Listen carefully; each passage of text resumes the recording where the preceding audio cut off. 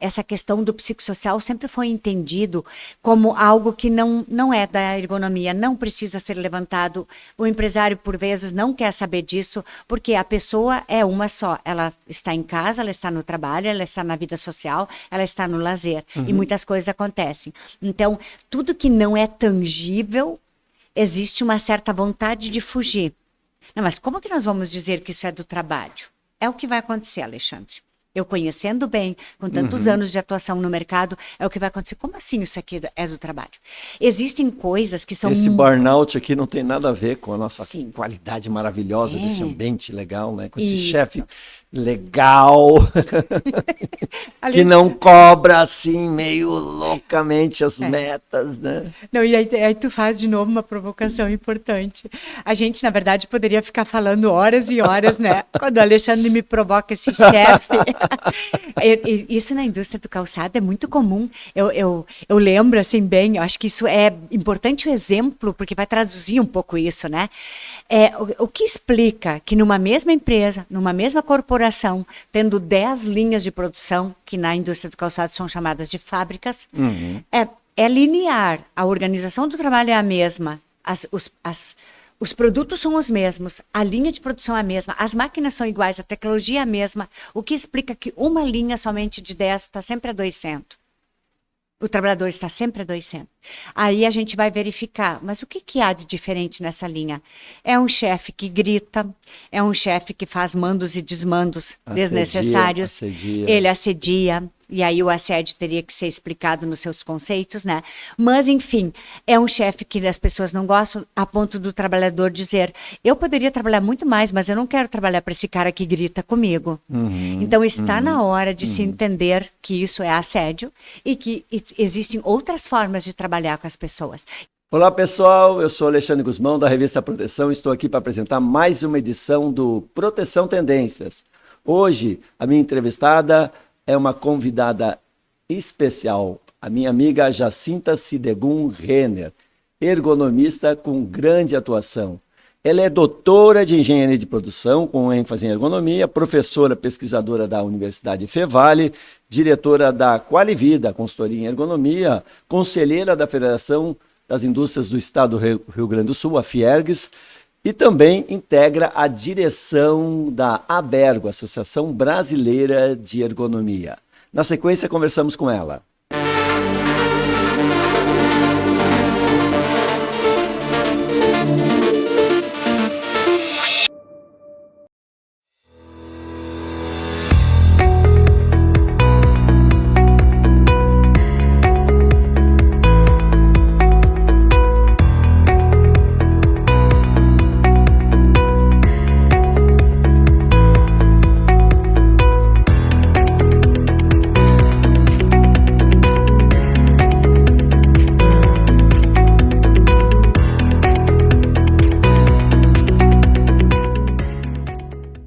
Todo trabalho precisa de segurança. Por isso, existe um Marluvas para todos os riscos que você possa enfrentar.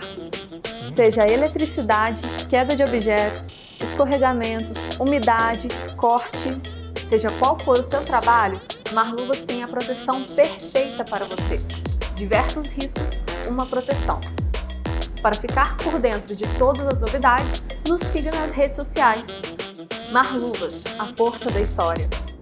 Olá, Jacinta, obrigado por estar aqui com a gente no Proteção Tendências. Tudo bem com você? Tudo ótimo, Alexandre. Melhor ainda depois que tu me convidaste para estar aqui, né? Como é bom encontrar os velhos amigos, né? E fico muito feliz de poder falar de ergonomia aqui contigo hoje. Que bom você estar aqui com a gente, Jacinta. Bom, Jacinta, a gente vai falar sobre vários temas, né? A questão da certificação, desenvolvida pela ABERGO, que é muito importante, mas quando eu estava pensando nesse programa, eu me lembrei lá dos tempos, do início dos anos 2000, né, que a gente já se conhecia, mas você foi premiada através de um trabalho desenvolvido lá na Piccadilly, né, do Prêmio Proteção Brasil, e que falava sobre uma coisa que na época era muito polêmica, o tal do trabalho em pé e o trabalho sentado. Vocês desenvolveram lá na Piccadilly uma solução que acabou revolucionando, né, de certa forma, esse tema, né? Trouxe algumas polêmicas, eu sei que foi um processo bem complicado. Vamos falar um pouquinho sobre essa história? Sim, nossa, Alexandre, que coisa boa essa provocação que tu fazes, né? Que faz parte da nossa vida, né?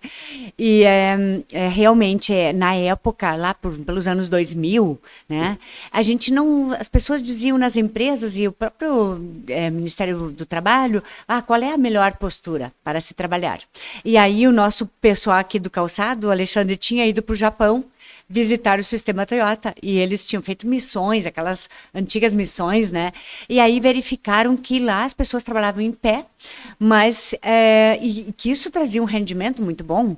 Nossa, então trouxeram a novidade, assim, de uma forma meio... Coisa moderna, então, era trabalhar em pé na linha de produção. Na linha de O produção. Japão ensinava isso. Isso. Só que no Japão, no sistema Toyota de produção, eles tinham multifunção existente, ou seja, as pessoas se deslocavam, era um trabalho dinâmico, e aí o trabalho em pé, mas dinâmico, é menos lesivo do que o trabalho estático em pé.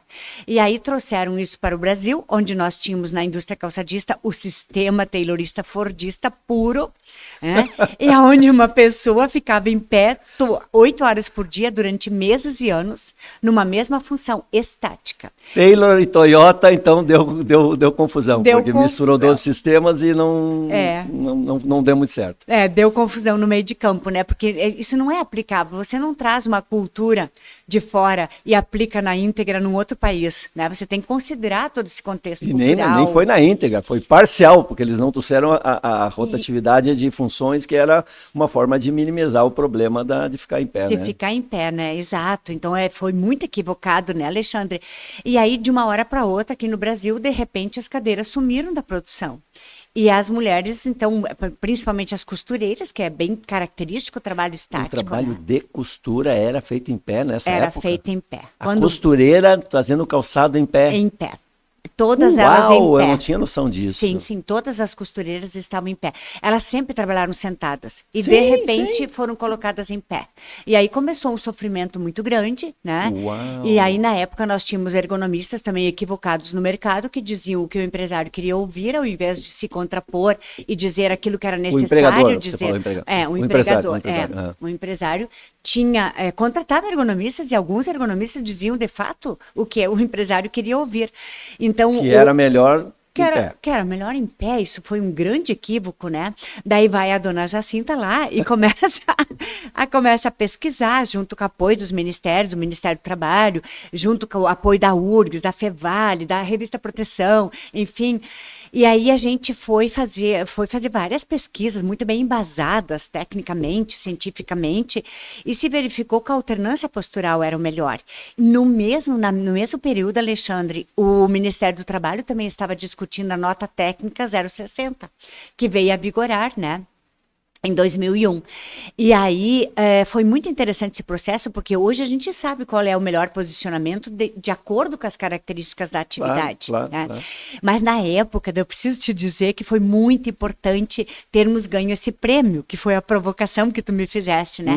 Porque quando a gente recebe um prêmio desse porte, que foi o da Revista Proteção, isso te dá visibilidade, e deu visibilidade numa época de muita confusão, né? Muita confusão conceitual.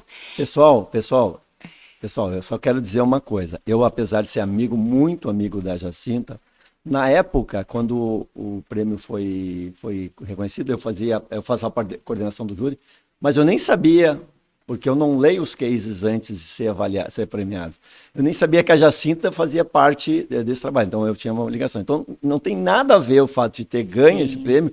Foi escolhido pelos ergonomistas do prêmio, e com muito mérito, né? Então, assim, não existe qualquer... A nossa amizade, que era recente, né? Sim. Então, só para reforçar, isso é importante, porque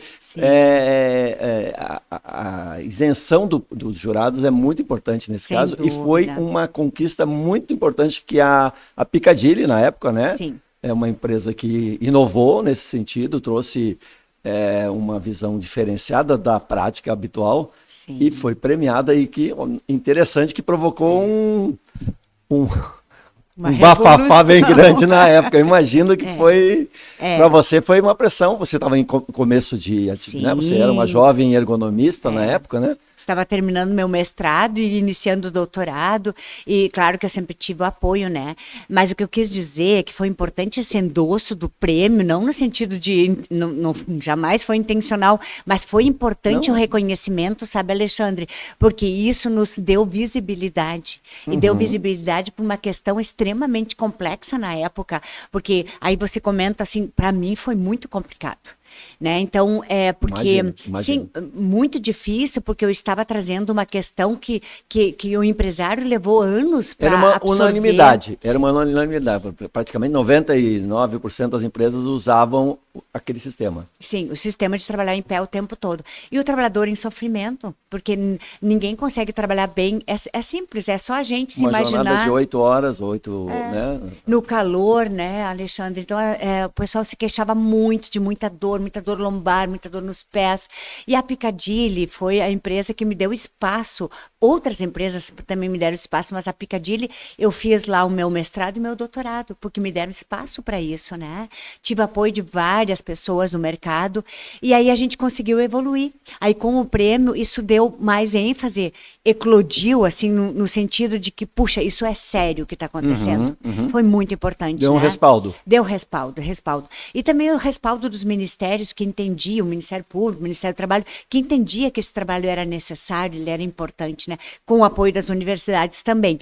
Então, o que a gente fez foi fazer várias pesquisas, vários estudos. Eu não parei de pesquisar enquanto eu não tive respostas de fato, né? Então, fizemos essa pesquisa sobre posturas de trabalho em 4 empresas diferentes, porque a gente percebeu que aonde as pessoas estavam em pé, elas ficavam melhores, os resultados eram melhores em pé. Onde as pessoas estavam costumeiramente sentadas, era melhor sentado. E quando a gente entrou com a alternância, foi de fato o que deu melhores resultados. Foi muito, muito importante esse período, né? E foi um paradigma quebrado, sabe, Alexandre? Porque daí, logo em seguida, eu comecei a ter o apoio da Bicalçados. E aí nós montamos uma Bicalçados, cartilha. que é a Associação Nacional Brasileira dos Das Fabricantes indústrias, da né? indústria do setor de calçado, né? Calçado, isso.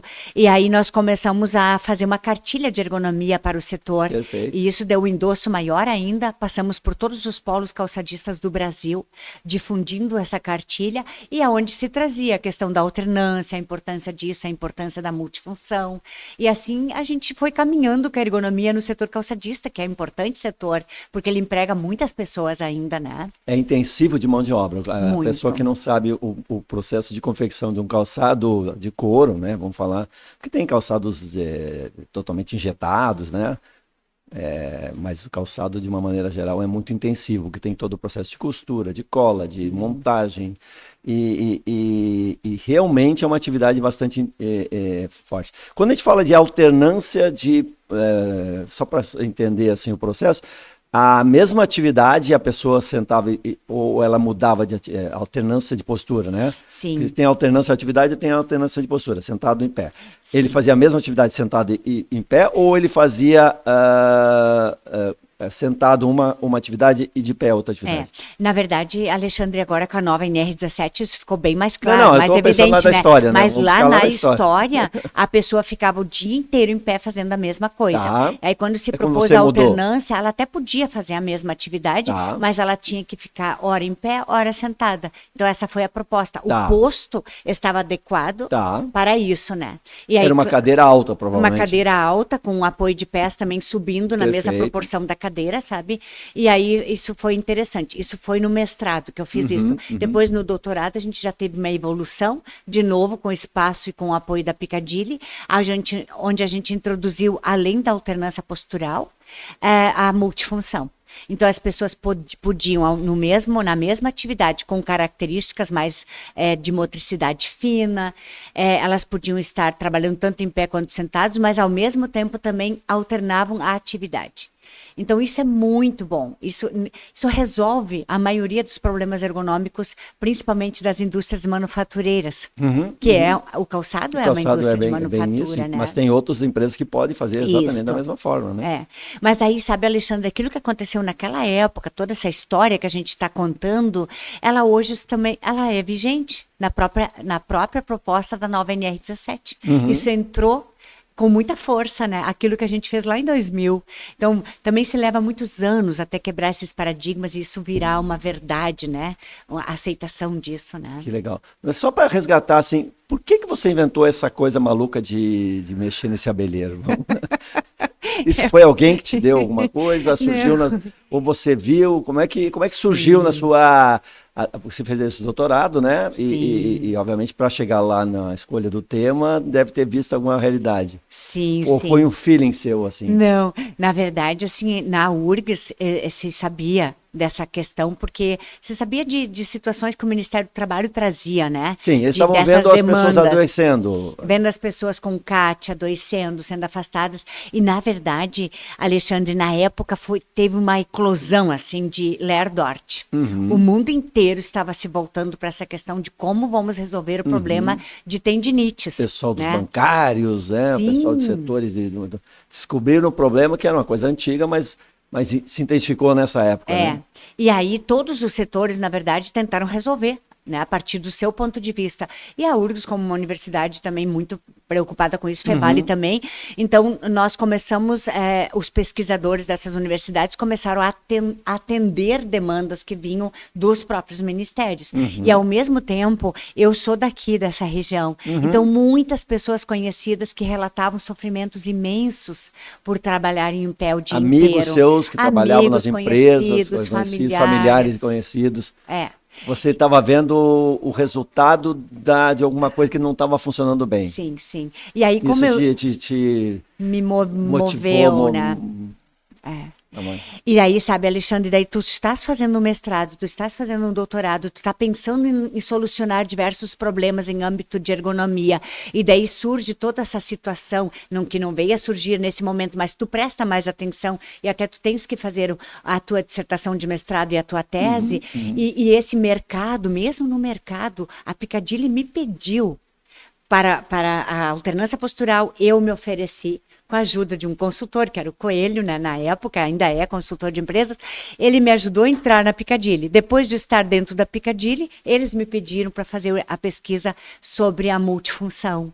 Então, o próprio mercado sentia a necessidade. Né? Já tinha uma necessidade de alguma mudança. As pessoas não sabiam para onde ir, mas eles sabiam que tinham que mudar o processo. E por vezes, sabe, motivado pelo adoecimento. Porque ninguém quer o adoecimento no trabalho. Isso é um custo, um ônus muito alto para as empresas, um ônus enorme, ainda maior para as pessoas, né? E para a sociedade, de modo geral, né? Sai do nosso bolso bancar o adoecimento do trabalhador, né? Então, a gente tinha que achar uma solução. E foi um caminho bem bacana isso, né? Porque foi interessante.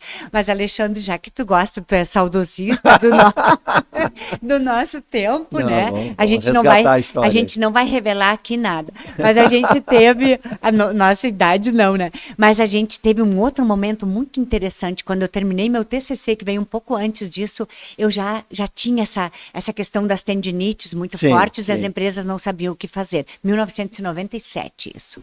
E aí, eu fiz um cursinho no meu TCC chamado Aprenda a Cuidar da Sua Coluna. E aquilo eu fiz isso no shopping, era o meu TCC, eu estava levantando dados. Você como fisioterapeuta na época, iniciando na atividade, aquela coisa de vamos fazer ginástica laboral, vamos fazer exercícios e tal. Exato. E daí a Artecola, que também é uma empresa muito boa, muito de vanguarda, assim, de um olhar atento para isso, quando via que a mídia, né, estava divulgando isso, eu preciso resolver os problemas do meu trabalhador. E aí foi a minha primeira atuação, quando comecei a fazer ergonomia na URGS, já foi a minha primeira empresa onde eu atuei, a Artecola de Campo Bom.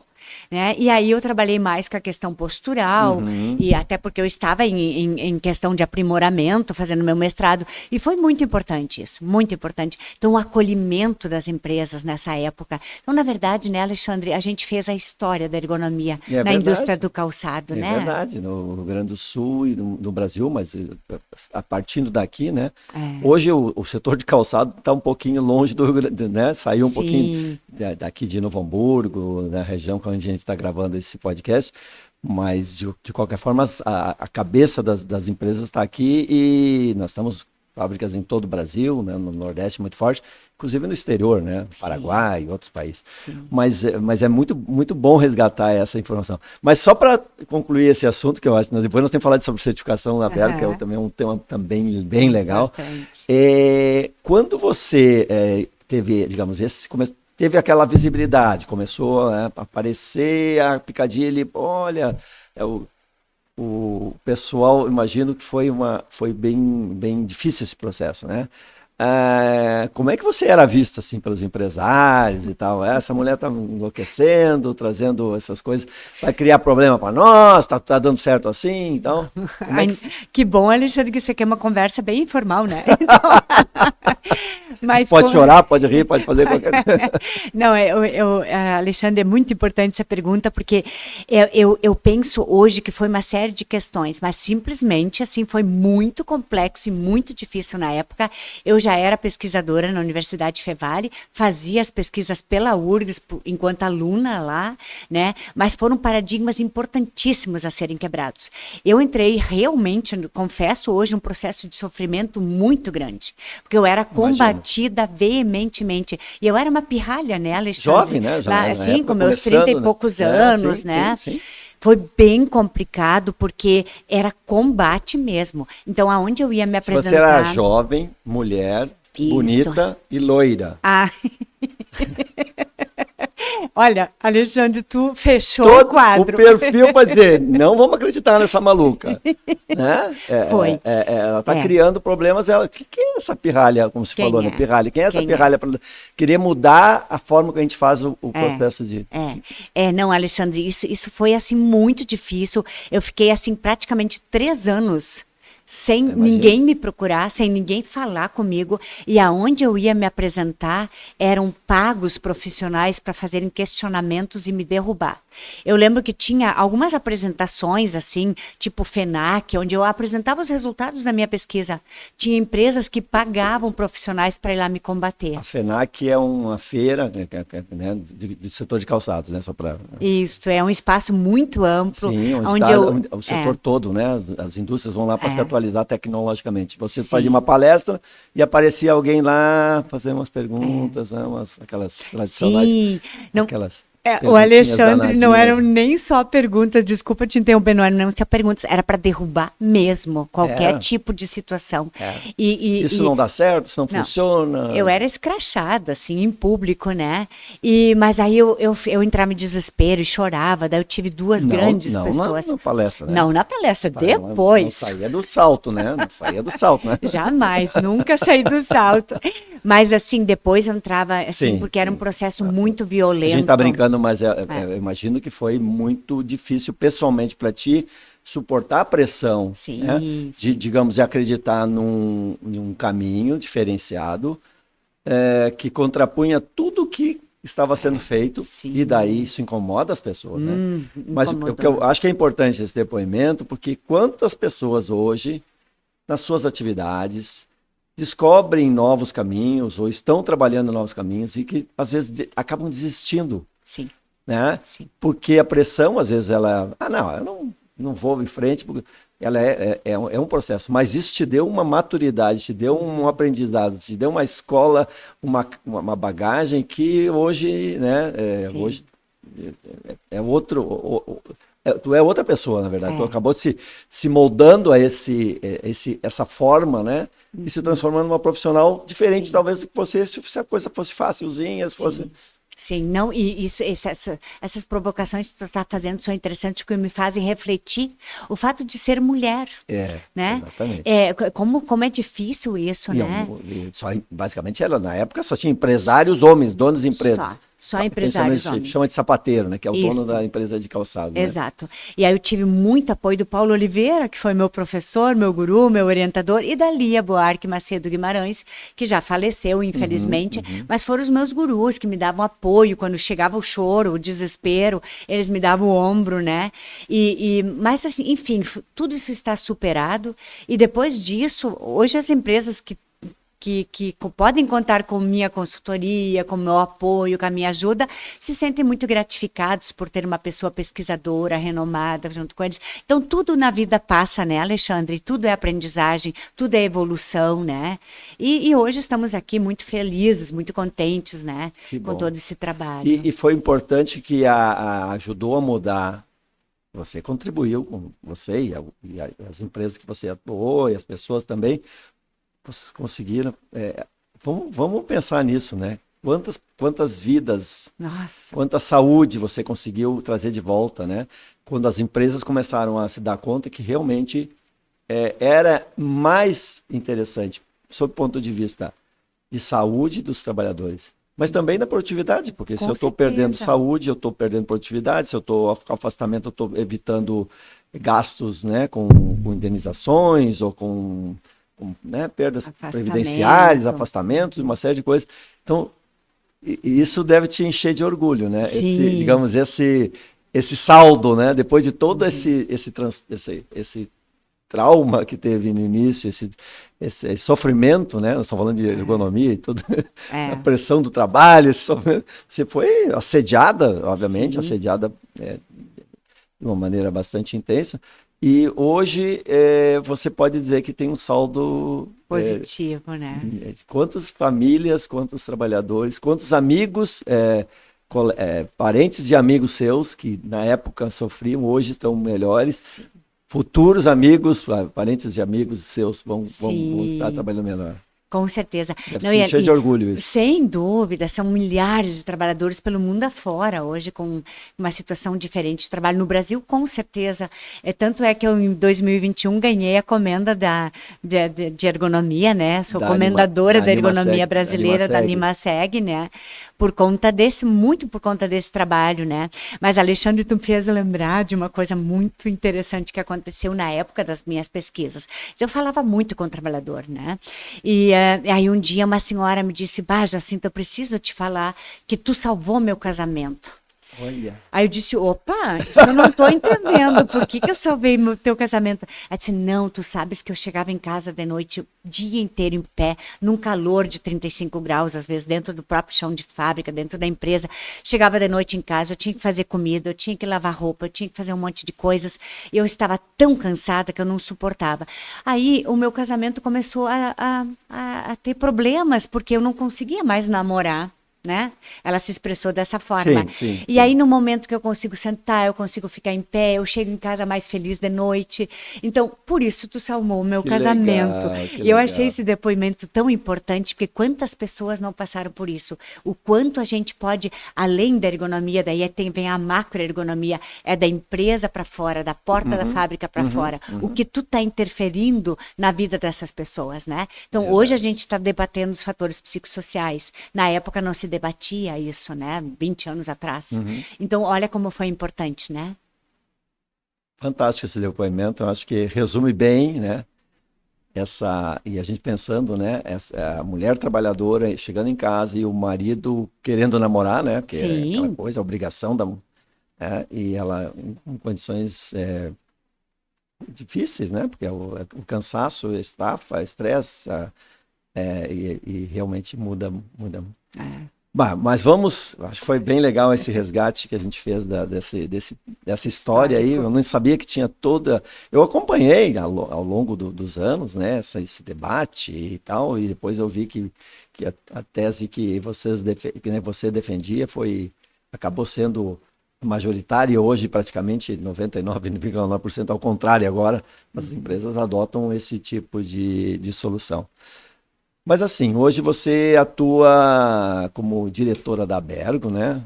Juntamente com a nossa presidente Lucimara Baú, que é uma batalhadora, tem feito um trabalho bem importante, né? Assim como os outros presidentes, a Bergo é uma instituição reconhecida.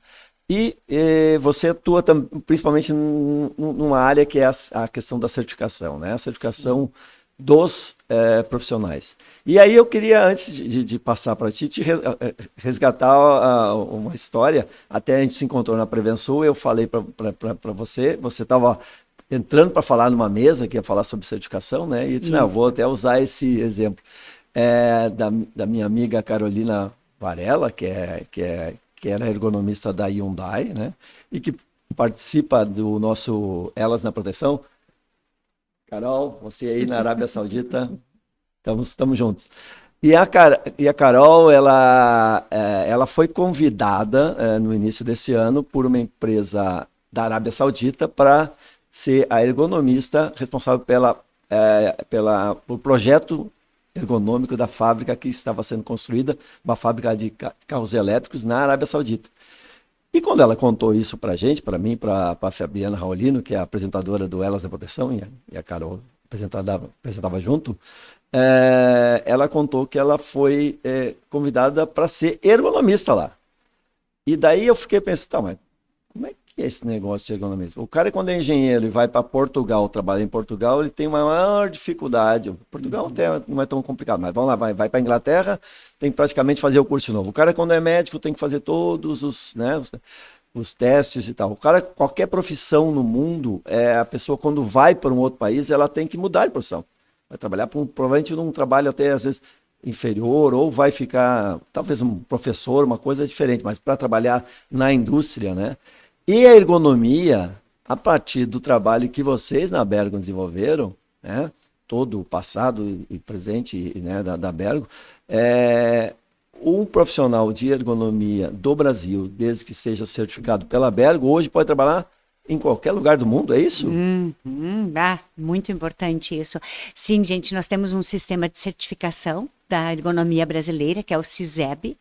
Então, por que a gente fala hoje da ergonomia brasileira? Antes era do ergonomista, agora é da ergonomia, porque nós temos mais outras situações envolvidas nesse processo, como a certificação de empresas e até a certificação de estudantes, que em seguida e eu vou as escolas também.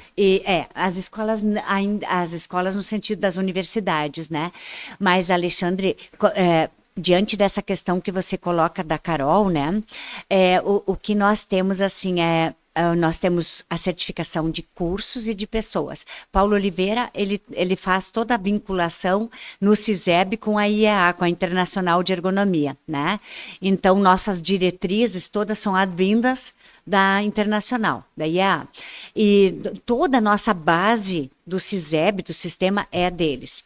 E isso é importante, isso endossa, por isso que a Carol pode atuar num outro país, porque o sistema internacional está ali colocado. Como o Brasil seguiu o modelo internacional. Modelo internacional. Nós temos o apoio da IEA, nós somos um dos países que mais está atrelado e tem toda essa...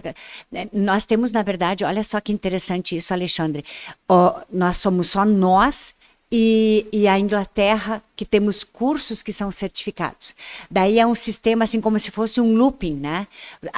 Os cursos são certificados, aí as pessoas oriundas, os alunos egressos desses cursos também poderão ser certificados, poderão fazer a prova do Energo dentro do Congresso. Agora a gente vai ter uma descentralização, nós vamos ter esses eventos regionais, onde também vai haver essa prova de certificação. Então, o curso certificado, o aluno que pode se certificar desse curso, vai fazer a prova do Energo, que dura 5 horas. 5 horas de prova. Tem alguns países que estão fazendo um dia inteiro de prova. Nós, por enquanto, estamos com 5 horas.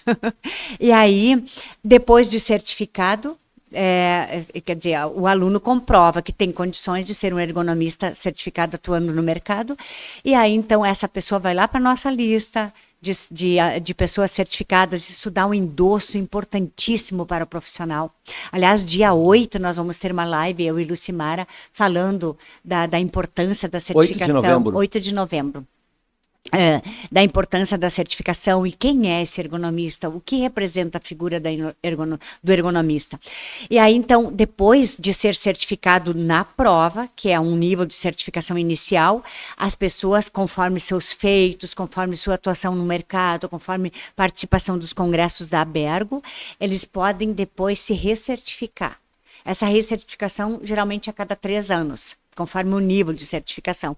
Então, é um processo contínuo de manutenção dessa certificação. O nível máximo de certificação é o ergonomista sênior pesquisador. Daí, Alexandre, eu sou chique, porque eu sou ergonomista pesquisadora certificada. Somos poucos no Brasil com essa certificação, né? Não é para qualquer um, é para poucos, né? Porque daí você tem que comprovar pesquisa, tem que comprovar núcleo de pesquisa e uma série de outras coisas, né? Porque daí na pesquisa você já difunde ergonomia para outras esferas, né? Dentro das universidades. Mas esse processo de certificação nosso é muito sério. Como toda a nossa base é na IEA, na Internacional de Ergonomia, a Carol, conseguiu ir num outro país estar atuando como ergonomista. E, na verdade, esses países, eles gostam muito dos ergonomistas brasileiros, porque diante de toda a problemática que nós temos, essa diversidade de problemas que ainda nós temos no Brasil, nós somos muito bons no que nós fizemos, né? E a ergonomia brasileira não deve nada para país nenhum do mundo hoje. Pena que a gente tem problemas ainda muito incipientes, como manuseio de carga, alta repetitividade, coisas muito incipientes. Mas nós não devemos nada para ninguém, né? Porque somos muito bons no que fizemos. Nós também somos, assim, modelo para a América Latina, para os países do Caribe. Nós temos esse sistema de certificação que é modelo para todos esses países, né? A ergonomia no Brasil, acho que é um exemplo. Obviamente, como você falou, nós temos ainda uma realidade em algumas empresas bem difíceis, bem difícil, né? Mas, por outro lado, nós temos alta qualidade na ergonomia quando a empresa realmente decide, né, fazer bem feito. E, às vezes, a empresa decide fazer bem feito e ela não tem aonde beber, né, buscar essa informação.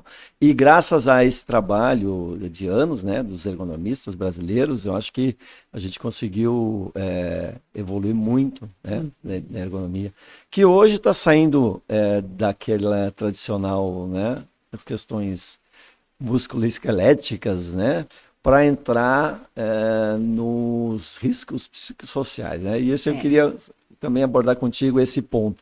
A gente hoje, principalmente com a mudança agora da NR1, né, que passa a deixar claro, né, no seu texto que risco psicossocial também é um risco. E quando a gente faz um inventário de risco, a gente precisa lembrar que esse risco existe. Às vezes a gente precisa dizer as coisas, né, com todas as letras, né? Tá pegando fogo, mas tem que dizer, quando pega fogo, tem que ligar o extintor, né? Uma coisa meio... Eu gostei dessa. Pô, se tem o problema, eu estou dizendo que tem que levantar os problemas, tem que estar junto, né? Então, mas no Brasil tem que dizer, senão, não, mas precisa também esse risco, esse risquinho aí, né? E qual é a sua avaliação desse momento em relação a esse problema que a gente tem nas empresas e muitas vezes a gente não sabe bem como atuar, né? Sim. É que, na verdade, Alexandre, a gente sempre tem, muitos ergonomistas têm levantado os fatores psicossociais já há muito tempo, quando a gente trabalha com a organização do trabalho. Perfeito. E a gente começa perguntando para o trabalhador, me fala sobre o teu trabalho, como é que é o teu trabalho? E aí ele já traz os fatores psicossociais, porque aquilo que ele traz em primeira instância na fala dele é o que mais perturba ele, na verdade, né? E aí, a partir disso, a gente já tem uma ideia do psicossocial. Claro que agora é certo que vamos aprofundar muito mais isso, né? Mas eu ia te dizer também uma outra quebra de paradigma importante, Alexandre, que essa questão dos fatores psicossociais, isso integra a ergonomia, né? A ergonomia que vai avaliar e vai levantar isso, só que a ergonomia é composta de equipes multidisciplinares. Então, nós sempre temos que pensar e ampliar o nosso escopo de atuação numa esfera multidisciplinar. Então, nenhum profissional precisa se sentir incomodado com isso, né? Então, assim como Ler Dort não é só do fisioterapeuta, também psicossociais não é só do psicólogo. Uhum. Então é isso, né? Mas essa questão do psicossocial sempre foi entendido como algo que não é da ergonomia, não precisa ser levantado. O empresário, por vezes, não quer saber disso, porque a pessoa é uma só. Ela está em casa, ela está no trabalho, ela está na vida social, ela está no lazer. E muitas coisas acontecem. Então, tudo que não é tangível, existe uma certa vontade de fugir. Não, mas como que nós vamos dizer que isso é do trabalho? É o que vai acontecer, Alexandre. Eu conhecendo bem, com tantos anos de atuação no mercado, é o que vai acontecer. Como assim isso aqui é do trabalho? Existem coisas que são... Esse burnout aqui não tem nada a ver com a nossa Sim. qualidade maravilhosa desse ambiente legal, né? Com esse Isso. chefe legal, Ali- que não cobra assim meio loucamente as metas, né? Não, e aí tu faz de novo uma provocação importante. A gente, na verdade, poderia ficar falando horas e horas, né? Quando o Alexandre me provoca esse chefe. Isso na indústria do calçado é muito comum. Eu lembro, assim, bem, eu acho que isso é importante o exemplo, porque vai traduzir um pouco isso, né? O que explica que numa mesma empresa, numa mesma corporação, tendo 10 linhas de produção, que na indústria do calçado são chamadas de fábricas, é linear. A organização do trabalho é a mesma, os produtos são os mesmos, a linha de produção é a mesma, as máquinas são iguais, a tecnologia é a mesma, o que explica que uma linha somente de 10 está sempre a 200. O trabalhador está sempre a 200. Aí a gente vai verificar, mas o que há de diferente nessa linha? É um chefe que grita, é um chefe que faz mandos e desmandos desnecessários, assedia. ele assedia, e aí o assédio teria que ser explicado nos seus conceitos, né? Mas, enfim, é um chefe que as pessoas não gostam, a ponto do trabalhador dizer, eu poderia trabalhar muito mais, mas eu não quero trabalhar para esse cara que grita comigo. Então, está na hora de se entender que isso é assédio e que existem outras formas de trabalhar com as pessoas. E é quando eu dei o exemplo da indústria do calçado, mas não é só isso, Sim, são muitas todas as indústrias, empresas. muitas. Então, há que se atentar a isso. É óbvio que isso é do trabalho. Não adianta dizer que, bom, mas isso aqui é porque o cara está se separando, por isso ele está adoecendo. Não, vamos ver o cenário que nós temos aqui. Primeiro, o que pode ser do trabalho? O que nós temos no trabalho que não está de acordo com aquilo que o ser humano precisa? O respeito ao ser humano, o respeito à integralidade da pessoa, né? Que o trabalho, ele precisa conferir cidadania para as pessoas. É um direito que todo cidadão tem de trabalhar. E o trabalho enaltece as pessoas. Eu não estou falando assim de uma coisa, vou falar bonito agora. Não. O trabalho deve ser algo que faz a pessoa, enquanto sujeito, crescer, melhorar, né? E ele é central na vida das pessoas. Então, esse trabalho não pode adoecer. Tem algo errado nesse trabalho. Nem na esfera física e muito menos na esfera psicossocial, emocional, mental, né? Porque daí, quando a gente entra na esfera da doença mental, não é mais conosco, com o ergonomista, a não ser que ele seja médico ou a não ser que ele seja psicólogo, né? E as profissões específicas disso. Mas enquanto levantamento de fatores psicossociais, sim. Então, veja só, Alexandre, nós estamos num momento bem importante onde não dá mais para empurrar. Isso aqui não é nosso. Não vamos, de fato, avaliar o que tem nesse trabalho que pode nos levar ao adoecimento mental, né? Mas são paradigmas muito importantes. Isso não vai ser fácil, Alexandre. Não vai ser fácil. Isso que você está falando é muito importante, Jacinta, porque voltando lá atrás na alternância, né, que a gente começou esse assunto, né? Quando a gente melhora o ambiente de trabalho, a gente melhora a produção da empresa. Então, nós estamos falando de produtividade, de lucro, e o dono da empresa provavelmente ficaria feliz se a gente melhorasse esse aspecto. Porque, na verdade, muitas vezes às vezes uma liderança, né, que está ali e que acaba fazendo com que aparentemente a empresa esteja produzindo bem, porque ele é dinâmico, às vezes ele nas reuniões da diretoria, ele na gerência lá, entre os gerentes, o melhor gerente é o fulano, porque ele é, não sei, ele é muito articulado, e às vezes essa pessoa está provocando esse tipo de problema, né? E eu até lembro que aqui no setor de calçado tem as gerências e tem as chefias, né? Como é que é? tem um nome lá que eles chamam. Coringa, eu acho que não. É o supervisor, uma coisa assim. O supervisor supervisor de linha. Que pode ser também esse, às vezes, né? E o pessoal tinha. Eu me lembro da história do pessoal. Não, que o fulano era guarda-pó azul. Então ele era importante, ele tinha guarda-pó azul, o outro era, não sei se é verde. Eu tinha uma cor diferente do guarda-pó, era assim, sinônimos de status, né? Porque ele era um supervisor, um chefe do setor e tal.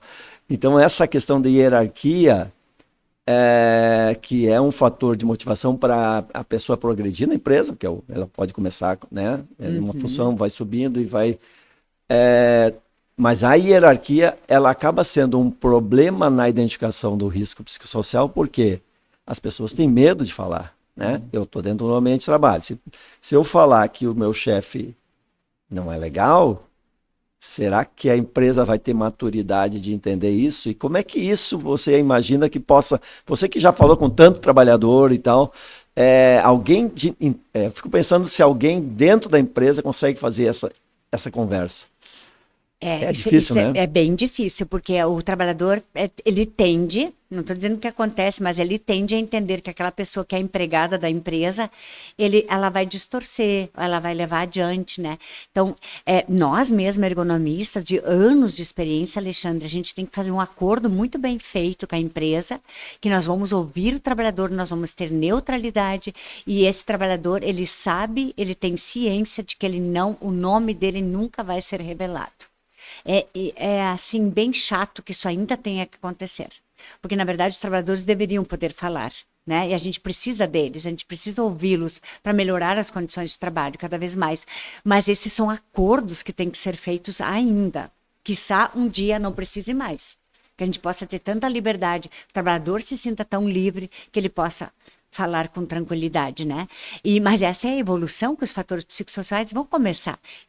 Eu tenho, assim, a impressão, sabe, Alexandre, quando tu falas do nosso passado, assim, no sentido da indústria do calçado e tantas outras situações, eu não vejo de outra forma que não seja essa evolução. Daqui a alguns anos nós vamos ter um outro cenário, um outro panorama, onde as pessoas vão entender que isso que tu acabaste de falar, um ambiente bom, um ambiente saudável, um ambiente confortável para o trabalhador vai promover melhorias, né? Promovendo melhorias nas condições de trabalho, esse trabalhador vai produzir bem e sem adoecer, porque o adoecimento, não importa em que esfera, né? Ele também provoca muitas perdas.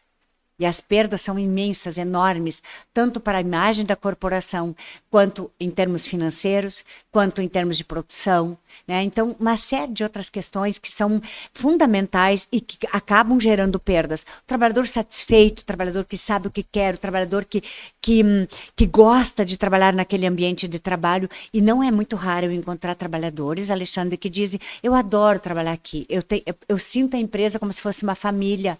A gente não é só... É ruim, né? Não é só aquela história de lobo e cordeiro, né? Tem empresas que são muito agradáveis de se trabalhar, onde as pessoas podem falar. Essas empresas têm um rendimento melhor. Elas vão ter outros resultados, que foi a provocação que tu fizeste há pouco. Então, tá na hora de pensar que ser humano, quanto mais manufatura, mais gente nós temos, que ser humano não é máquina. E que se o ser humano for tratado com respeito e com dignidade, ele vai abraçar a tua causa, que é a causa da empresa também. Esse é o paradigma que eu acho importante para todo empresário. O trabalhador não é mais só aquele fazedor de uma tarefa. O trabalhador quer dignidade, ele quer respeito. E no momento que ele tem isso, ele abraça a tua causa, a produção, o resultado, a qualidade do teu produto. Ele vai dizer: nessa empresa eu me sinto bem, eu me sinto em família. Isso muda tudo. E esse é o paradigma que tem que ser quebrado, Alexandre. Mas eu tenho certeza que nós vamos conseguir. Mas vai levar algum tempo, né? Como tudo. É um processo evolutivo que eu acho que a gente está passando, começa a passar, intensifica nesse momento, porque a gente começa a mexer com mais força no tema, né?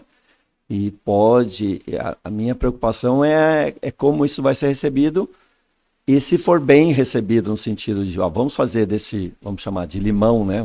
Tem que fazer mais transformar isso numa limonada, fazer isso como positivo e melhorar o processo. A empresa acaba ganhando com isso, não no primeiro momento, obviamente gera algum algum tumulto em todo esse processo de mudanças. Vamos imaginar que eu tenho que mudar uma chefia, vou ter que mudar um processo, a forma de trabalho. Isso acaba afetando no médio e longo prazo o resultado que você está falando, né? Exatamente, exatamente. Não tem outro caminho, né, Alexandre? É bem isso. Eu sempre digo para os meus alunos das engenharias de produção lá na Fevale, eu sempre digo para eles, enquanto nós tivermos gente trabalhando, essas pessoas têm que ser olhadas, têm que ser vistas e têm que ser cuidadas, né? Nós temos que prover as situações todas necessárias para que eles se sintam bem, né, confortáveis. E isso, como nós estávamos falando de história, tinha momentos na história desses trabalhadores, principalmente os do sistema taylorista fordista, onde eles não se sentiam habilitados a sentar, a descansar. Né? Então, olha só qual é o ser humano que não precisa de descanso no meio não precisa de uma pausa no meio da jornada para recuperar suas forças. Né? E aí seguir... E no banheiro, fazia, né? Sim. Na toalete para fazer uma necessidade básica, às Exato. vezes até se sente constrangido. Vou parar a produção, Sim. Daqui a pouco... E a pessoa com algum problema, de repente, mas eu estou indo... Aí o chefe já chama a atenção, né? Sim. É complicado. É complicado. Hoje, essas coisas tão rudimentares, como, por exemplo, ter que pedir para ir ao banheiro, elas já foram amenizadas, elas já estão, eu espero, né, Alexandre, que já estejam totalmente extintas, né? Vamos dizer que algumas empresas ainda não, né? Assim. A gente espera muito isso, né? Mas cada vez melhor, mas ainda vivemos ainda deve ter gente, realidades bem complicadas. Né? Mas é isso, não tem outra saída, sabe? É um processo, como a gente falou, né? Mas eu, sabe, Alexandre, eu nunca perco a esperança. Eu sempre acho que com toda a sociedade, assim, trabalhando em conjunto, isso vai acontecer. Cada vez vai melhorando. Porque a gente olha, eu sempre penso no futuro, pensando no passado e analisando o passado que a gente teve. Quanto nós evoluímos, né, Alexandre? Quanto vocês da proteção já puderam relatar de melhorias? Quanto nós, enquanto pessoas que estão no mercado de trabalho, lutamos e, né, buscamos essas melhorias? Quanto já vimos melhorar? Né? E aí agora nós temos que projetar para frente da mesma forma, não tem outra saída, né? A gente tem que pensar muito. Eu sempre penso melhor. Sempre acho que tudo pode ser superado e tudo pode ser melhorado, né? Com certeza. Bom, Jacinta, infelizmente, vamos ter que acabar, porque o nosso tempo também já foi muito bom conversar contigo nesse bate-papo, falar sobre essas questões ligadas à ergonomia, falar um pouquinho dessa história. Se quiser fazer algum comentário final, por favor, fique à vontade. Mas é muito bom te ouvir, ver que um profissional pode fazer a diferença, né? Você, lá atrás, você começou com muita garra, com muita coragem, com muita vontade, né? Construiu sua empresa, né? Hoje você tem uma importante consultoria, hoje é uma importante pesquisadora e professora e contribuindo para a melhoria das pessoas, né? E das empresas de uma maneira geral. Obrigado por ter dado esse depoimento. Não, eu que agradeço imensamente essa oportunidade, né, Alexandre? E é tão interessante porque você ficou me provocando e eu pude contar a minha história um pouco, né? Ele teve vezes em que ele me deixou bem emocionada, mas não faz mal, eu consegui segurar as pontas aqui. Vai chorar depois, né? Depois eu vou chorar, como eu sempre fiz, né? Mas é bem isso, assim, eu acho que eu já deixei o meu recado no sentido de que qualquer pessoa, qualquer profissional de ergonomia que esteja atuando e que sente necessidade, sente dificuldades desse processo seguir porque nós somos muito cobrados, nós somos colocados em xeque-mate o tempo todo, né? Afinal de contas, a quem tu está ajudando o trabalhar é a empresa, mas fui eu que te contratei. Né? Então, eu estou te pagando. Eu que estou te pagando. Então, não desanimem, sejam sempre verdadeiros, se baseiem na ciência, se baseiem nos critérios éticos, né? Isso é muito importante, isso sempre vence. Podemos ter percalços pelo caminho, né, Alexandre? Mas isso vence, a verdade, o bom senso, a ética e os critérios. E lá no final, muitos trabalhadores que são beneficiados com tudo isso, né? É isso, Alexandre. Muito obrigado. Bom, pessoal, eu gostei. Espero que vocês tenham gostado também. Esse foi o meu bate-papo falando sobre ergonomia com a ergonomista Jacinta Sidegum Renner. Na semana que vem a gente volta com mais um Proteção Tendência. Até lá. Tchau, tchau.